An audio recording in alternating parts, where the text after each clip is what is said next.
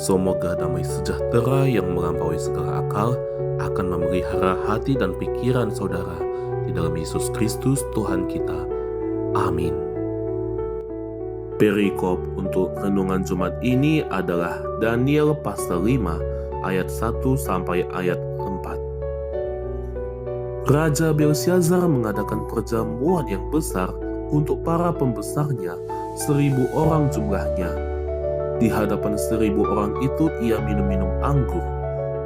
Dalam keadaan mabuk anggur, Belsyazar menitahkan orang membawa peralatan emas dan perak yang telah diambil oleh Nebukadnezar, ayahnya, dari dalam bait suci di Yerusalem, supaya raja dan para pembesarnya, para istri dan para gundit mereka minum darinya. Kemudian dibawalah peralatan emas dan perak itu yang diambil dari dalam bait suci rumah Allah di Yerusalem, lalu raja dan para pembesarnya, para istri dan para gundit mereka minum darinya. Mereka minum anggur dan memuji-muji ilah-ilah dari emas dan perak, tembaga, besi, kayu, dan batu. Shalom teman-teman yang dikasihi dalam nama Yesus Kristus. Ada salah satu permasalahan yang paling sering diperbincangkan dan yang paling sering dibicarakan oleh orang-orang. Apa itu? Yaitu mabuk alkohol. Mabuk alkohol ini, kalian tahu ya teman-teman, ada bir, ada tua, ada whisky. Yang biasa teman-teman minum di situ, itu merujuk pada suatu kemabukan teman-teman. Mohon maaf lah kalau saya hendak menyebutkan ini ke teman-teman. Buat yang suka minum alkohol, sekali lagi saya minta maaf ya teman-teman. Oke, mabuk alkohol. Mabuk alkohol memiliki dampak negatif yang serius teman-teman. Dan itu juga berdampak negatif buat kesehatan.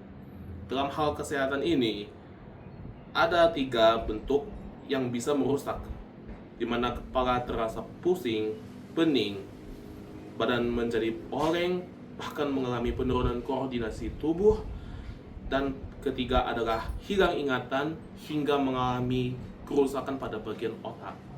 Dan yang parahnya lagi, kita sampai melakukan tindakan yang berbahaya karena emosi yang tak terkendali akibat pengaruh dari mabuk alkohol ini teman-teman. Dan yang parahnya lagi, yang kedua, kita sampai kehilangan kesadaran. Kita tidak tahu apa yang baru saja kita lakukan, apa yang baru saja kita alami. Itu dampak yang sangat serius, gak bisa diremehkan teman-teman. Ini juga mengingatkan kita pada sebuah cerita Alkitab pada hari ini, yaitu Belsyazar, seorang keturunan Raja Nebukadnezar yang terkenal dan tersohor pada saat itu. Pada suatu kali, ia mengadakan perjanjian, maksudnya mengadakan perjamuan mewah untuk para pembesar-besarnya.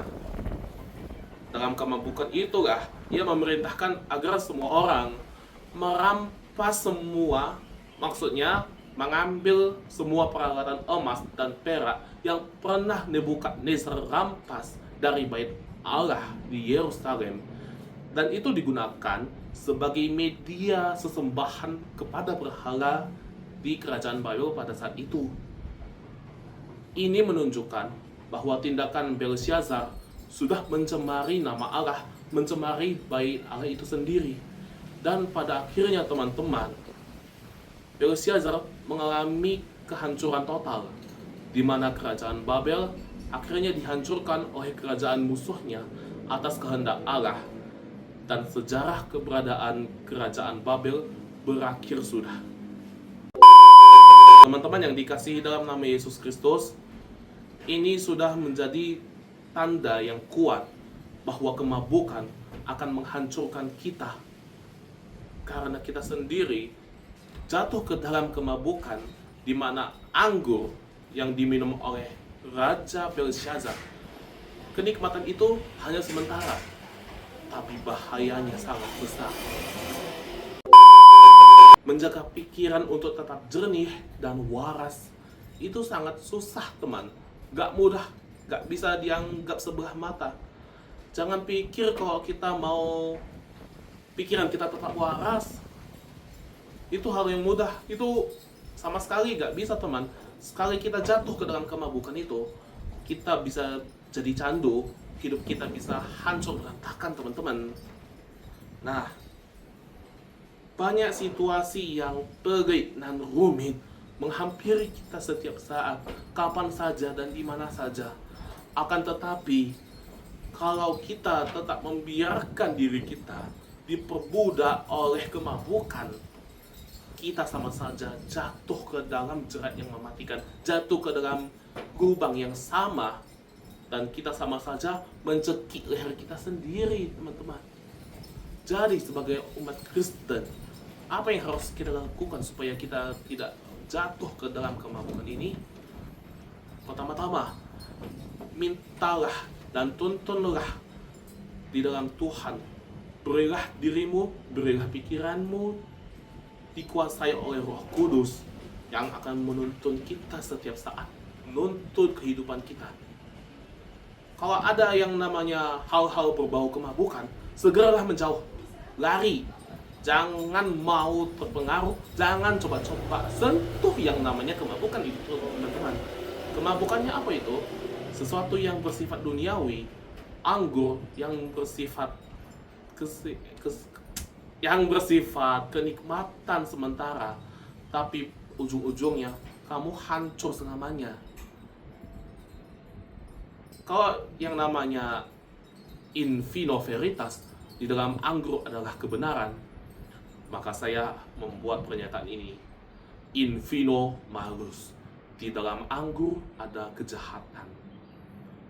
Maka di situlah, teman-teman, kita sebagai orang percaya, umat Kristen yang percaya kepada Tuhan, ada godaan yang mengarah kita kepada kemabukan. Jauhilah itu, teman-teman. Kamulah yang mengendalikan pikiran, mengendalikan hatimu, teman-teman, bukan orang lain. Jangan pernah biarkan kemabukan membawamu kepada kehancuran. Yaitu dengan cara apa?